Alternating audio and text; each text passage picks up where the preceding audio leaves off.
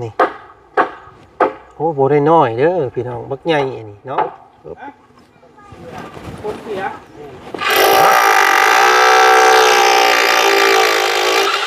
บักมาทานพี่น้องเลยเนาะเฮือนหลังนี่เป็นเฮือนหลังแรก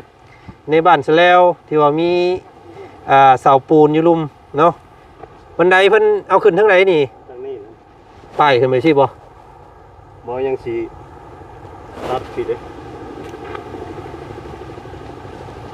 ประมาณนี้นะสีตัดเรานี่ก็มีน้องแล้วนี่ว้าวลูก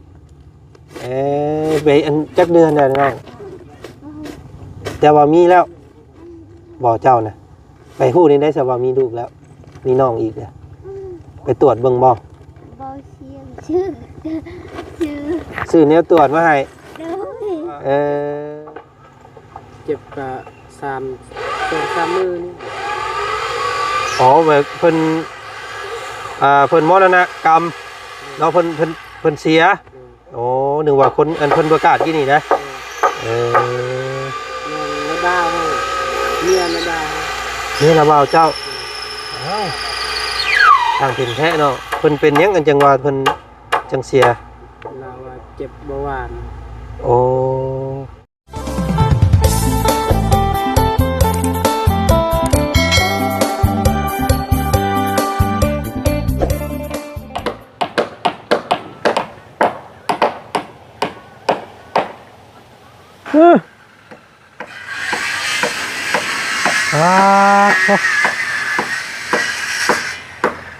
แม่นอยู่บ่นี่เนาะบ่เห็นมือ2 มือเพราะว่าเป็นผู้เป็นห้างขึ้นเลยฟ้าโธ่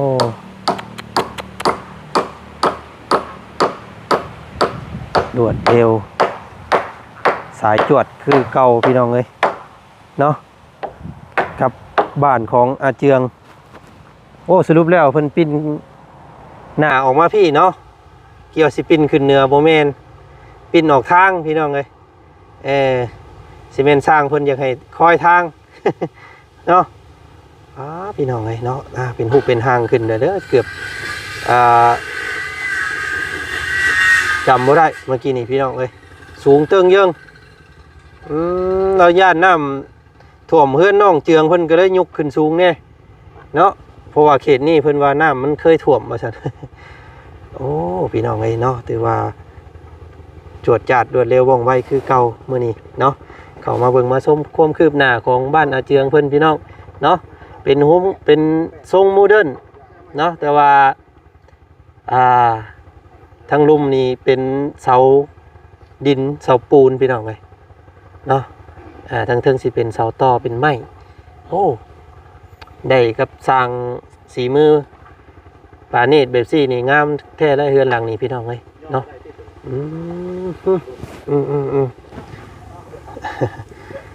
พี่น้องเอ้ยเนาะหน้าสีมืดๆสีแดงๆหน่อยนึงเพราะว่ามาช่วงค่ำพอดีพี่น้องเนาะก่อนอื่นเด้อก่อนสิเข้าครับเขาเบิ่งเขาชมคลิปนี้ทางอาจารย์กับทักทายสบายดีเนาะพ่อแม่พี่น้องเพื่อนกันว่าสุขสุขคน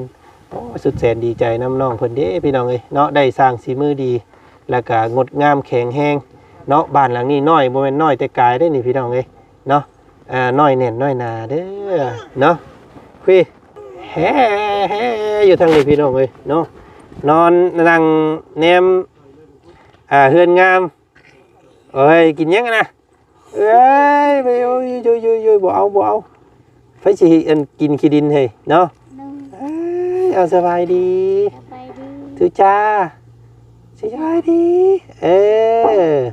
สบายดีเองเอ้ยสบายดีเห็นอยู่สบายดีปะลุงเนี่ยเนาะไก่แล้วนี่เนี่ยเนาะสบายดีนี่ผมยาวเลยเนาะ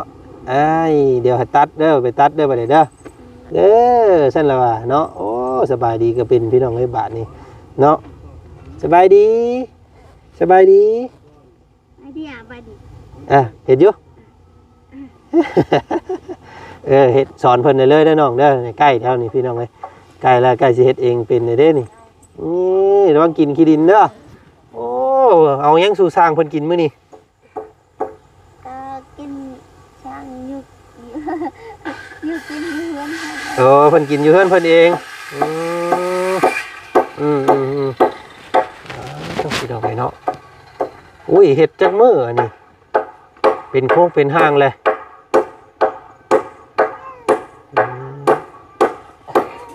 อึบอึบอึบเอาพี่น้องเอ้ยเนาะเพิ่นใส่คือนี่อันเป็นคือขี้พี่น้องคือข้างเดียวเด้อเพราะว่าประหยัดต้นทุนเนาะเน้นแต่ทั้งลุมเอาเป็นสองอันเป็นคู่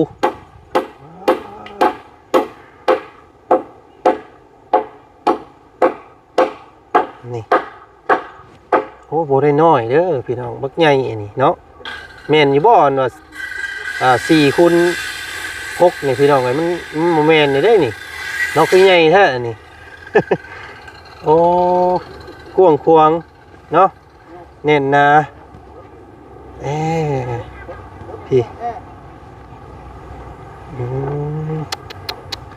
นี่พี่น้องไอ้ตัวบ้านโคมกวางเนาะ4 เมตรยาว6โอ้ยสำนี่กันใหญ่ได้พี่น้องใหญ่เนาะเพื่อนแบบว่า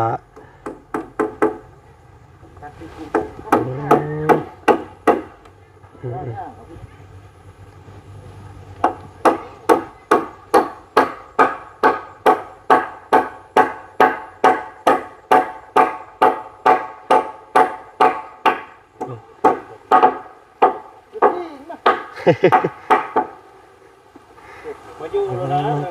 เป็นยังไง โอ้ยเนาะใจเย็นดิสร้างคือเห็นหน่อยคนแท้บุนี่บ่แต่ก็คือลาย แบ่งมัน3บ่ โอ้เนาะพี่น้องเลยพ่อกันเด้อบ้านนี้สบายดีเด้อพอสร้าง ได้สร้างมาอยู่เลยเจ้า เพิ่นแบ่งกันเนาะเพิ่นแบ่งกันมาสิเป็นเอามานี่แต่3 คนเนาะสร้างระวังเด้อโอ้ยมันอยากจะทอนแสง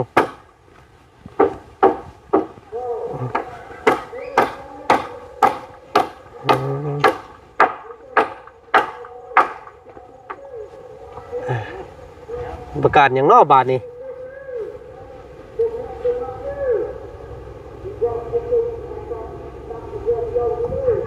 น้องเจืองไปไหม ประกาศเจ้า โอ้ไปชักยาคุ้มบ่ หยอดยาเด็กน้อยซื่อๆโอ้พี่น้องเลย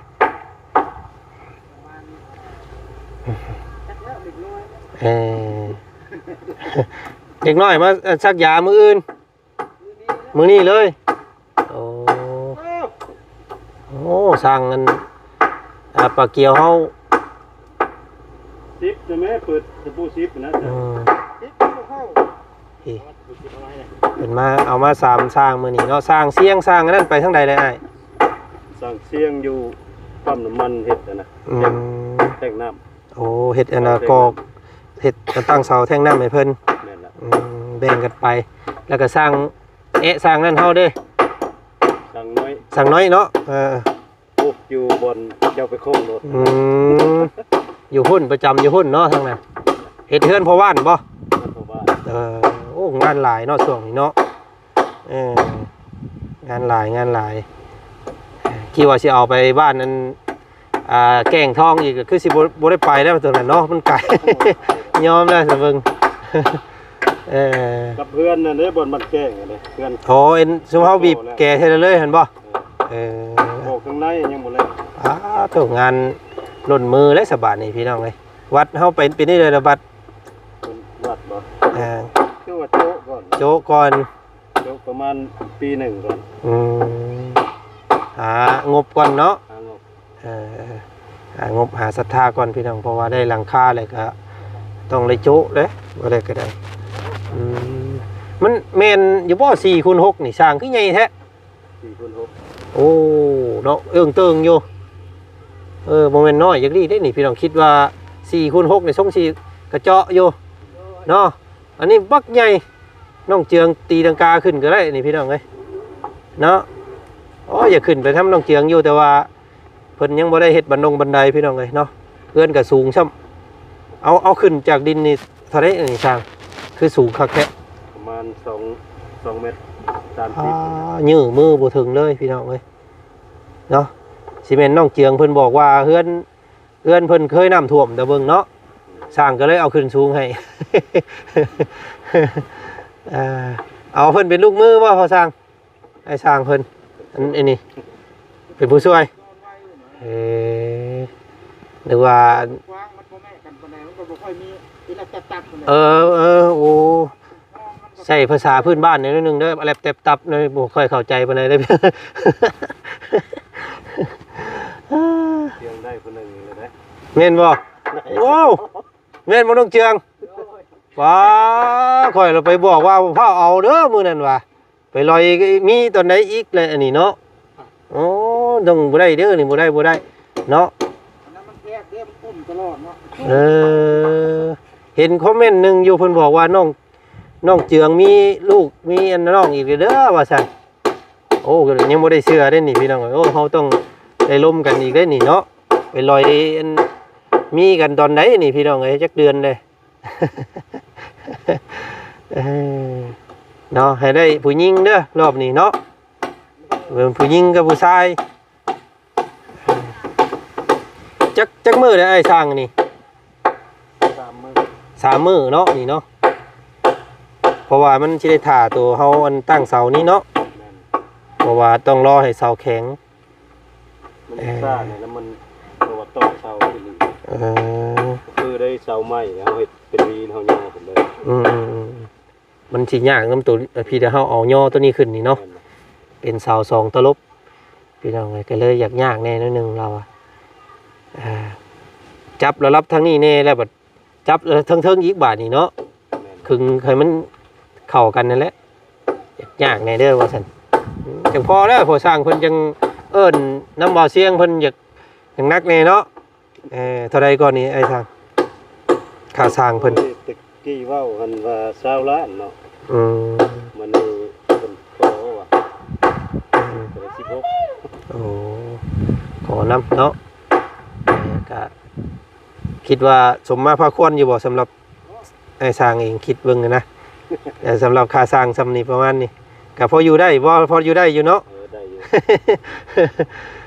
เพราะว่าเฮาก็บ่เคยจ้างแบบนี้จักเทื่อได้แบบเฮ็ดเฮือนแบบนี้แล้วก็2ตลบขึ้นแบบนี้นะมีแต่เฮาประเมินแต่เก่าน่ะ15 ล้านนี่สิเป็นนั่นน่ะเสาเดียวเลยสาไม้เลยก็อันนี้สิเป็นปรากฏการณ์ใหม่เนาะเฮือนขนาดน้อยแต่ว่ามีดินอยู่ทั้งลุ่มเลยนะแน่นอากาศทนทานนี่แหละเนาะเพราะว่าเสาดินมันก็ต่างกับเสาไม้และภาษาซาได้มาตรฐานพี่น้องเอ้ยเนาะเฮือนหลังนี้เป็นเฮือนหลังแรกในบ้านซะแล้วที่ว่ามีเสาปูนอยู่ลุ่มเนาะบันไดเพิ่นเอาขึ้นทั้งไหนนี่ทางนี้นะป้ายขึ้นไปสิบ่ยังสิตัดผิดเด้ประมาณนี้นะสิตัดเอาประมาณนี้แต่ว่าพาดขึ้นทั้งนี้เนาะได้ลงมาในนี้ขึ้นข้างแบบนี้คล้ายๆกับเพื่อนน้องไม้เลยเนาะคือน้องไม้น้องทายเพิ่นหันขึ้นปุ๊บก็สิคือสิกั้นห้องให้เพิ่นห้องนึงแต่เบิ่งแม่นบ่เพิ่นว่าบ่โอ้แบบล่วงเลยให้เพิ่นนั่นเอาผ้าม่านขังเอาซะเนาะเบิ่งดูเนาะแม่เบิ่งปึ๊ดคือบ่อยากเข้าพี่น้องเอ้ยเนาะก็ถือว่ายินดีได้ดีใจน้ำน้องเจืองน้องหั่งเพิ่นพี่น้องเอ้ยโอ้ต้องมีแนวคุยกันแน่แล้วซะเฮานี่พี่น้องกับน้องหั่งนี่เนาะเพิ่นมีน้องเลยเด้อโอ้ยคนน้อยๆนี่ก็มีน้องแล้วนี่ว่าลูกไปอันจักเดือนแล้วน้องแต่ว่ามีแล้วบอกเจ้านะไปฮู้นี่ได้ซะว่ามีลูกแล้วมีน้องอีกแล้วไปตรวจเบิ่งบ่เสียงชื่อแนวตรวจมาให้แล้วขึ้น2 ขีดบัดนี้โอ้นะฮะก็ สิเริ่มมีนี่แหละสนิทตามเบิ่งเนาะประมาณเดือน2เดือนผ่านมานี่แหละตามเบิ่งนี่แม่นบ่ โอ้คือกันบ่เป็นหยังเนาะพี่น้องเอาอีกก็ได้เนาะ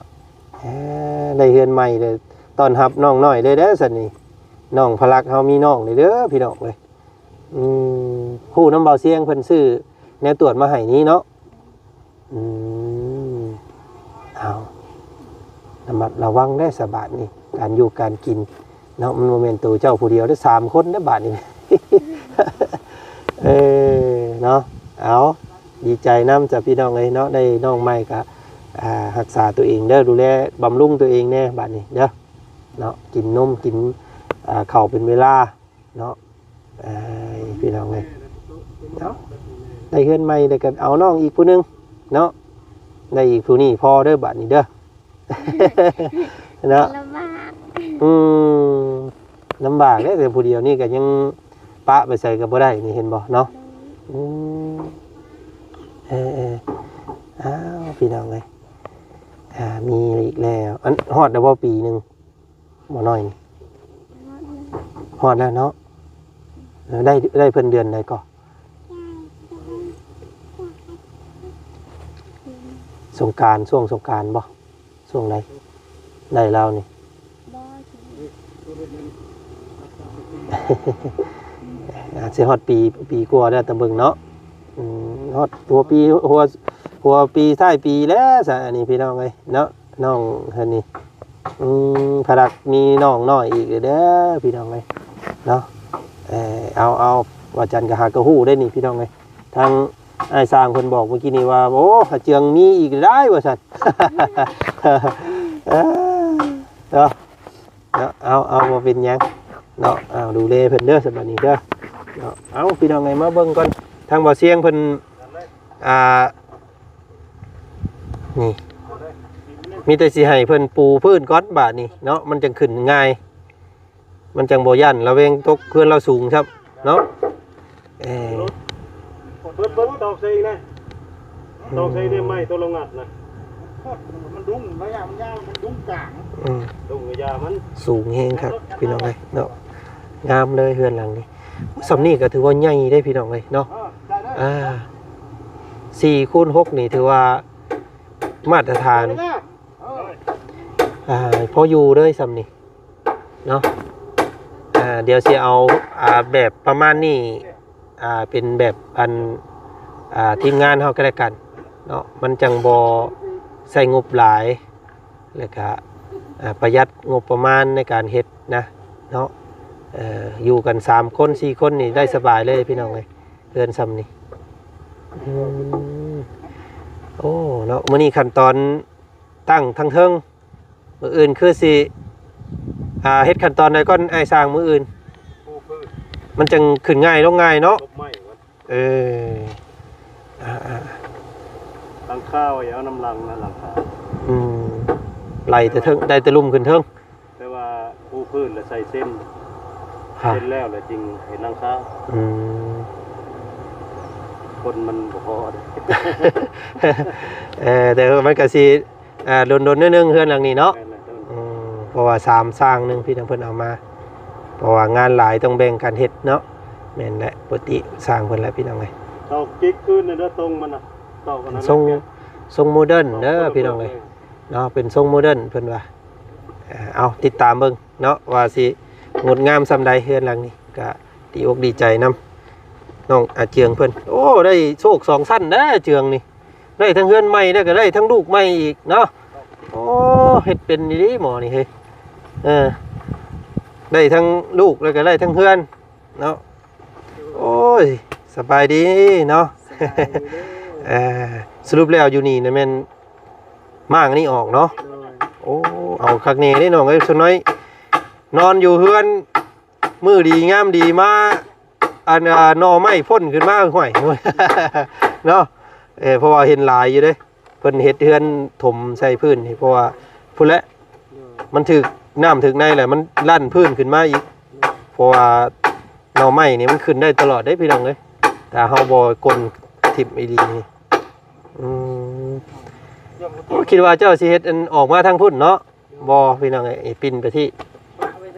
อืมอืมอืมอืม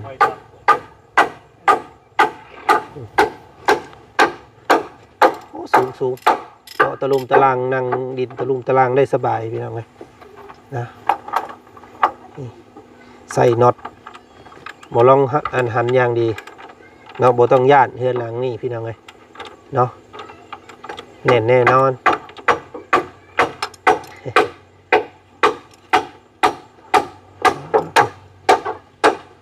อันนี้เป็นตอกปูทางนี้พี่น้อง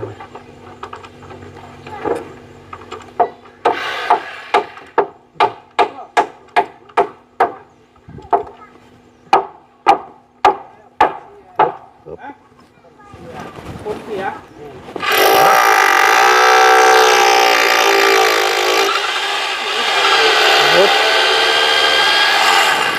อ๋อทุก หาเบิ่งนี่จะเห็นง่าย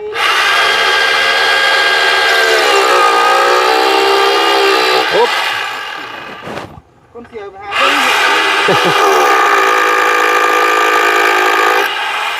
อ๋อทุกเข่าคักแทะนี่กันเลย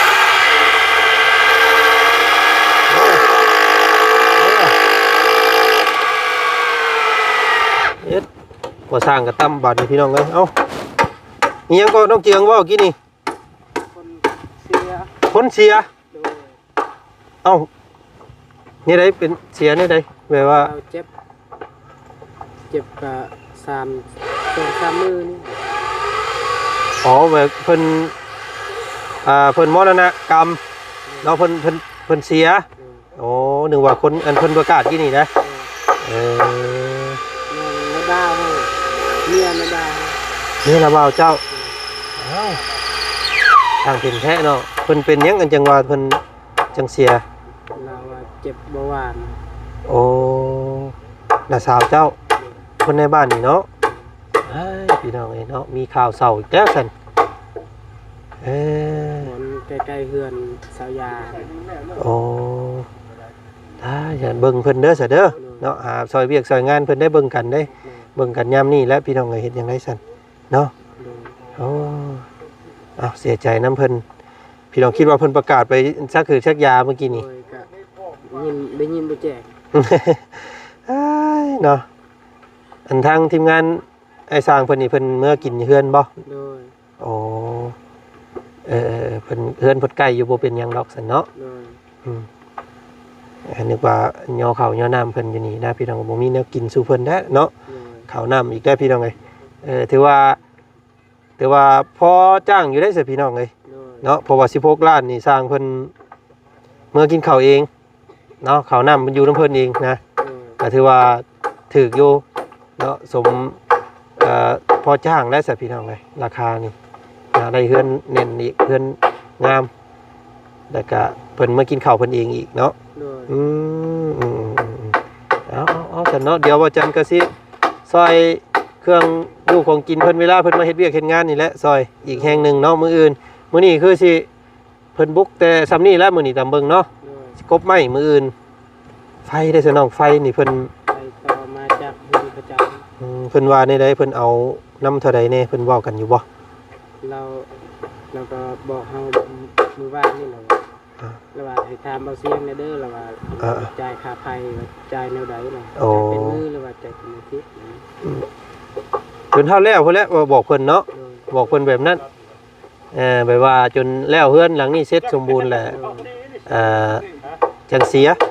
บาทเดียวเลยว่าเพิ่นสิเอานำเท่าใดก็ให้เพิ่นเว้ามาเนาะ โดย นี่แหละมันก็ค่าไฟก็บ่เลยแพงปานใดดอกพี่น้องซอยกัน ขอซอยให้จนเฮือนเจ้าแล้วพุ่นแล้วว่าซั่นเด้อ โดย เว้านำเพิ่นแบบนั้นแหละ โดย จนเท่าเฮือนชานจนแล้วพุ่นแล้วพอเอ้ยซั่นเนาะบอกเพิ่นเนาะแต่จังแจ้งทางงบนั่นแหละพี่น้องเอ้ยผู้ใดมีงบหยังแน่ก็ซอยกันเนาะ ค่าฟืนค่าไฟก็เท่าที่อ้ายเคยเฮ็ดเฮือนมานี่ก็ประมาณ 4-5 แสนนี่แหละเนาะจนแล้วอันนั้นตะเกาอันนี้ก็คุยกับเพิ่นอีก โดย สักหน่อยว่าเฮ็ดเฮือนแล้วโอ้ย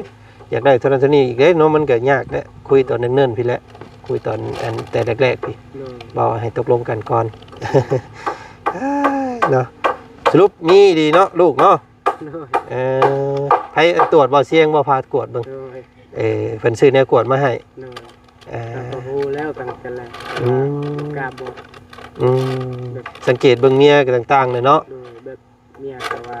ให้ลำบากไปตอนนี้ อืม บัดสิเฒ่าแล้วก็ลำบากเฮ็ดไร่เฮ็ดนามันบ่ได้ ให้เอาให้มันแล้ววิทย์ให้มันวิทย์ซะเนาะ โดย คำสิเอา2คนก็ให้ภายในแรกๆนี่ซะ โดย แล้วก็เฒ่าวัดแก่ไปแล้วก็จัง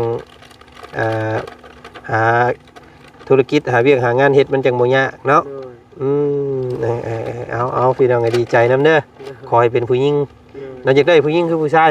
ผู้หญิง อยากได้ผู้หญิงเนาะ โดย ผู้นี้ผู้ชายได้เลยเด้เนาะได้ผู้หญิงผู้ชายพอดีงามเด้ โดย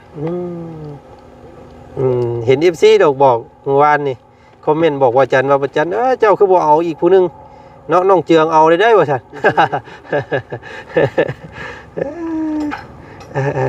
เอาพี่น้องเอ้ยเนาะเอารักษากันซะบัดนี้บ่ให้เฮ็ดเวียกหนักนั่นแหละเมียก็ได้หามน้ำหามในเบิ่งเด้อเนาะยุติก่อนบ่สร้างมื้อนี้พักผ่อนก่อนมื้อนี้เนาะ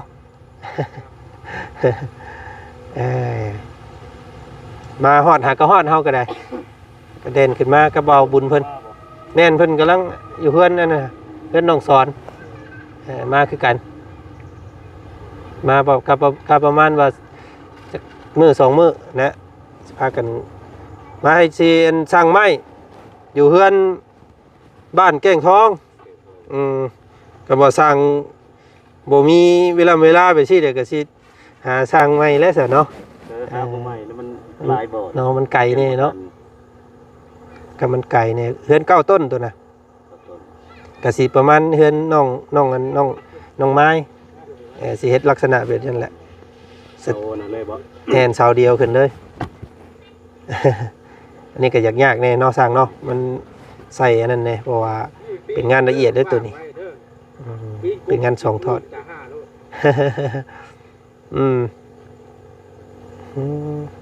ไวเลยสามมื้อก็ได้ซ้ำนี้เลยเด้เนาะ